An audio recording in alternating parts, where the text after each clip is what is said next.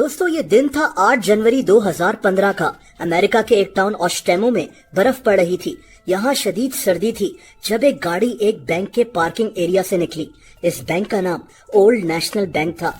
ये गाड़ी यहाँ से तेजी से निकली। इसने 90 डिग्रीज का टर्न लिया और बर्फ में जाकर फंस गई। इस गाड़ी से फौरन 2 लोग निकले जो इस गाड़ी को बर्फ से निकालने की कोशिश करने लगे। कुछ मिनट्स के बाद इन्होंने इस गाड़ी को निकाल लिया।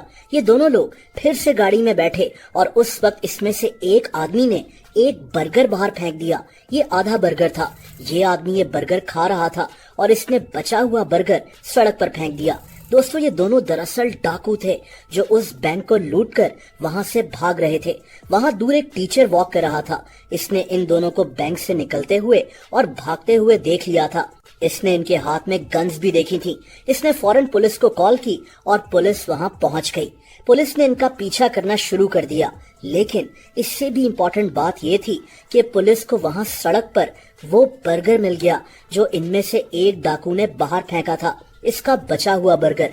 दोस्तों यही बर्गर दरअसल इन दोनों डाकुओं को पकड़वाने वाला था। एक बर्गर के थ्रू पुलिस इन खतरनाक डाकुओं तक पहुंच गई।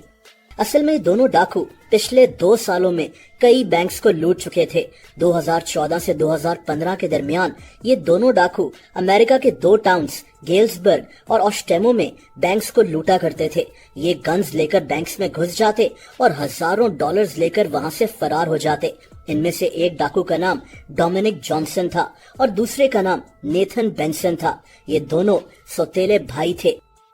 पुलिस इन दोनों को पकड़ने में नाकाम थी क्योंकि ये दोनों भाई डाका डालकर एक दूसरे शहर भाग जाया करते थे। लेकिन अब एक बर्गर की वजह से पुलिस इन तक पहुंचने वाली थी। दोस्तों दरअसल 1980 से ही अमेरिका में डीएनए एविडेंस की बेस पर मुजरिमों को सजा हो रही है। अब ये टेक्नोलॉजी मजीद बेहतर हो गई है और इस केस में भी यही हुआ। पुलिस के पास वो बर्गर मौजूद था। ये एक चीज बर्गर था। इसको डोमिनिक ने आधा खाकर बाहर फेंक दिया था। पुलिस ने इस बर्गर से डीएनए सैंपल्स कलेक्ट कर लिए ताकि फ्यूचर में जब भी कोई मुजरिम पकड़ा जाए तो उसके डीएनए सैंपल्स के साथ इस बर्गर पर मौजूद डीएनए सैंपल मैच किए जाएं। और पुलिस का ये प्लान काम कर गया। सिर्फ 1 महीने के बाद डोमिनिक को किसी छोटे जुर्म में पुलिस ने अरेस्ट कर लिया।